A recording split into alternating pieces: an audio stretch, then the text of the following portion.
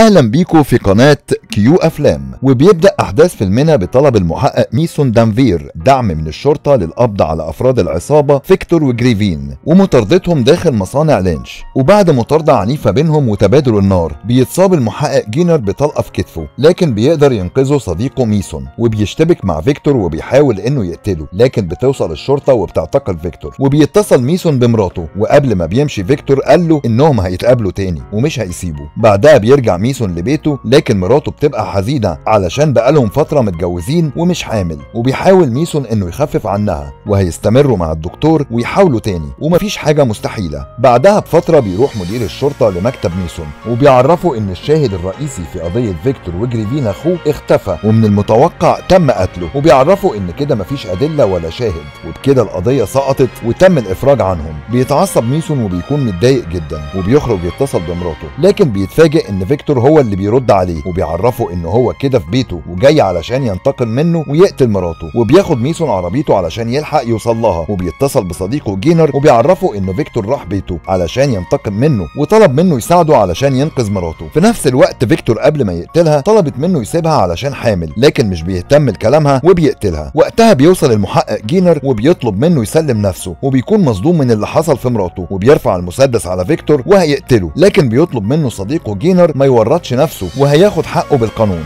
بعدها بيكون ميسون قاعد لوحده وحزين جدا على فراقها، وبيروح ليه جينر علشان يقعد معاه ويواسيه ويقول له اللي انت عملته هو القرار المناسب وما تورطش نفسك، وبيطلب منه يخرج من البيت ويسافر علشان يغير موده. لكن ميسون بيكون في عالم تاني خالص وبيعرفوا ان هو فعلا هيخرج المره دي للصيد. وبيروح بعدها ميسون لبيت جريفن اخو فيكتور علشان ينتقم، وبيتصل بصديقه جينر وبيعرفه بمكانه وانه هينتقم. وبالفعل بيدخل ميسون البيت وبيقتل جريفن ورجالته، وبيوصل صديقه والشرطه وبتقبض على ميسون، لكن ميسون بيكون عمل كده علشان يدخل السجن وينتقم من فيكتور ويقتله. وبيدخل السجن وبيستلم اللبس بتاعه، وبيتقابل في السجن مع شخص اسمه اوز، لكن بيجيله واحد من الشرطه وبيعرفه انه عنده مقابله مع مدير السجن، وبيروح يتقابل معاه وبيقول له انه سمع كتير عنه انه شرطي شجاع، وبيعرفه انه اكيد هيبقى مكروه من المجرمين ولو هيحتاج اي حاجه يجيله المكتب بتاعه، وده بيكون بدايه تعارف بينهم. بعدها بيروح فيكتور لميسون وبياخد الاكل بتاعه وبيقول له ان اخر مره كانت مقابله بينهم لما قتل مراته وكان متاثر بموتها، لكن بيرد عليه ميسون وبيقول له اخر مره هو فاكرها لما قتل اخوه جريفن. وبيتعصب عليه فيكتور وبيقول له ان هو اللي مسيطر على السجن ورجالته في كل مكان وبيسيبه ويمشي. بعدها بيكون ميسون داخل مغسله الملابس في السجن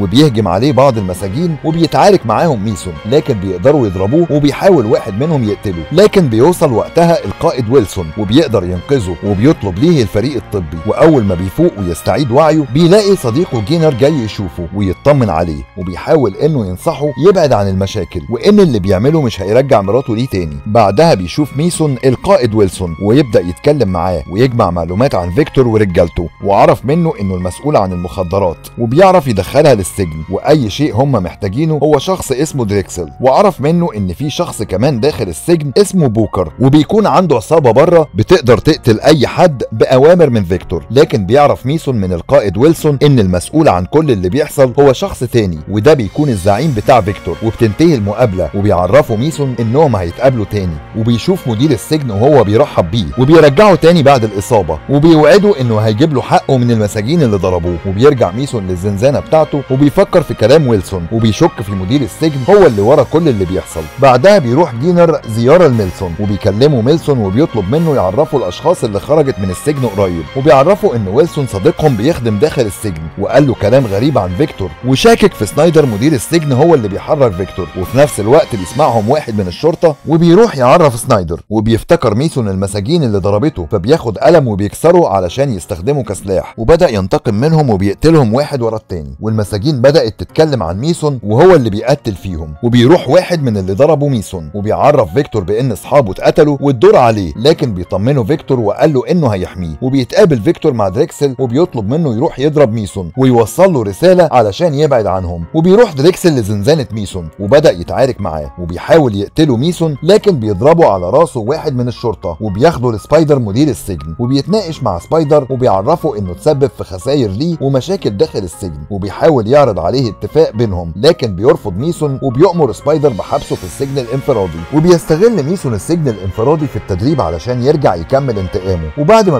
بيخلص السجن الانفرادي بيرجع ميسون للمغسله، وهناك بياخد حديده صغيره علشان يقتل بيها واحد من المساجين، وبيطلب من الشخص اللي معاه في الزنزانه يروح لواحد من رجاله فيكتور ويعرفه ان ميسون بيدور عليه في الزنزانه بتاعته. واول ما بيروح بيكون ميسون مستنيه وبيخلص عليه بكل سهوله، وبيخرج من الزنزانه قبل ما الشرطه ما تعرف. بعدها بيروح فيكتور يتقابل مع سبايدر علشان يتكلم معاه بخصوص رجالته اللي اتقتلت، لكن بيتعصب عليه سبايدر وبيقول له ان هو سبب له مشاكل كتير بسبب مشكلته مع ميسون. وبيعرفه سبايدر انه كان السبب في خروجه من السجن اول ما اخفى الشاهد على قضيتهم هو واخوه، وخرجهم من القضيه علشان يخلصوا الشغل اللي بينهم، لكن بسبب انتقامه من ميسون وقتله لمراته دمر كل حاجه ورجع للسجن تاني. وبيعرفه انه لسه قدامه فرصه تانيه، وبيديله ورقه باسم المحقق جينر علشان يقتله قبل ما يعرف عنه اي معلومات. وبالفعل بيتصل واحد من الشرطه بجينر وبيعرفه ان صديقه ميسون اتقتل في السجن، وطلب منه يجي علشان يتعرف على جثته. وبيوصل جينر للسجن، لكن بيتفاجئ بصديقه ميسون وهو مربوط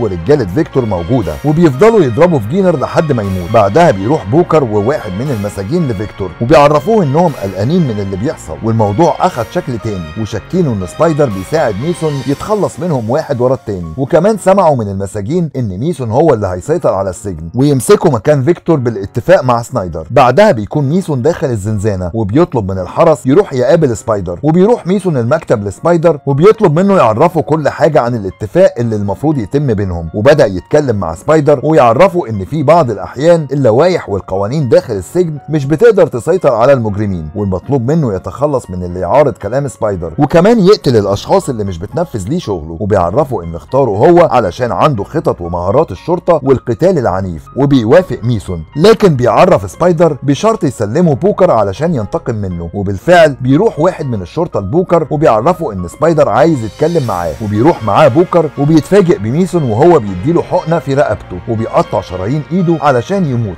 وتبان كحادثه انتحار. وبيعرف بعدها فيكتور باللي حصل لبوكر، وبيعرفه ان ما صدقش كلام بوكر لما قال ان ميسون هو اللي هيسيطر على السجن. وبيرد عليه سبايدر انه ميسون بقى افضل منه وعنده مهارات عنه، وبيتعصب عليه فيكتور وبيضربه، لكن بيدخل الحارس ويل وبينقذه. وبنشوف بعدها ميسون وهو رايح ياخد الاكل بتاعه، لكن بيلاحظ فيكتور انه جاي علشان يقتله، فبيضرب واحد من الشرطه علشان يعتقلوه ويبعد عن فيكتور. وبيدخل السجن الانفرادي وبيروح يتكلم معاه سبايدر وبيعتذر ليه عن سجنه في الحبس الانفرادي، وبيعرفه ان اللي حصل كان مجرد شكليات، وبيحاول يتكلم معاه بخصوص الاتفاق اللي بينهم، لكن ميسون نقض اتفاقه معاه وقال له مش هيقتل حد، وبيقول له انه عارف ان هو السبب في اختفاء الشاهد وخروج فيكتور واخوه من القضيه. وبيفهم سبايدر ان كلام ميسون تهديد ليه وبيسيبه ويمشي، وده بيخلي سبايدر يروح لفيكتور. وبيرجع سبايدر لزنزانه ميسون وبيعرفه ان طلب نقله من السجن، واول ما يتم الموافقه عليه هتنتهي لعبتك وانتقامك اللي انت جاي علشانه. بعدها بيخرج ميسون من السجن الانفرادي وبيتقابل معاه السجين العجوز، وبيعرفه ان فيكتور ودريكسل بيخططوا لقتله قبل ما يمشي من السجن، وقال له ان دريكسل موجود لوحده على السطح ودي فرصتك علشان تنتقم منه وتقتله. وبالفعل بيستغل ميسون كلام السجين العجوز وبيروح يضرب دريكسل وبيقتل رجالته، وبياخد دريكسل يرميه من على السطح وبيقع على الحارس وبيقتله. وبياخد واحد من المساجين سلاح الحارس، وبدأ يكون في اختراق امني من المساجين. بعدها بيروح ميسون يقتحم مكتب سبايدر علشان يقتله، لكن بينقذوا الحرس وبياخدوه وطلب منهم يقتلوه. وبيرجع ميسون لساحة السجن وبيشوفوا فيكتور وبيحاول يقتله، لكن الرصاص بيصيب المساجين، وبياخد ميسون واحد من الشرطة يتحامى فيه من الرصاص، وبدأ يتعارك مع فيكتور ويضربه، لكن بيشوفوا سبايدر انه قدر يتغلب على فيكتور، فبيضربه طلقة في كتفه وبيدي المسدس لفيكتور وبيطلب منه يقتل ميسون، لكن بيعرفوا ميسون انه ساعده في قتل صديقه بوكر، فبيضرب فيكتور سبايدر وبيكسر له رجله وبيحاول يقتله، لكن الحرس بيقدر ينقذه. في نفس الوقت باقي رجالة فيكتور بيشتبكوا مع ميسون وبيحاولوا يقتلوه، لكن بيقدر يتخلص منهم واحد ورا التاني في معركة شرسة بينهم وعنيفة. بعدها بنشوف واحد من الشرطة بيطلب من ميسون يسلم نفسه، لكن بيقدر ياخد منه المسدس وبيقتله، وده بيدافع انتقاما منه علشان كان السبب في قتل صديقه جينر. وبياخد باله ميسون من فيكتور وهو بيضرب في افراد الشرطة وبيضربه طلقة في رجله، لكن ذاخرته بتكون خلصت، وبيروح فيكتور يتعارك معاه وبيضربه بكل عنف لحد ما بيفقد الوعي. وبيروح فيكتور ياخد ذخيرة من الحارس اللي قتله ميسون وبيكون لسه عايش، لكن فيكتور بيقتله وبيرجع تاني لميسون وبيحاول يفوقه علشان يقول له رسالة يعرفها لمراته اول ما يقتله، لكن ميسون بيكون معاه سكينة صغيرة اخدها من ويلسون صديقه وبيضربها في رقبته وبيقتله بطلقة في راسه. وبيكون سبايدر لسه عايش ويروح لميسون علشان يقتله، لكن ويلسون بيكون طلب الدعم من الشرطة وبتوصل في الوقت المناسب، وبيعتقلوا سبايدر بتهمة الابتزاز والقتل. وبيشكر ميسون صديقه ويلسون على وقوفه جنبه ومساعدته ليه، وبكده يكون فيلمنا خلص. وما تنساش تزورنا في القناة، هتلاقي ملخصات هتعجبك. وما تنساش تشترك في القناة وتفعل زر الجرس، ولو في فيلم عاوزني ألخصه اكتبه في التعليقات. سلام.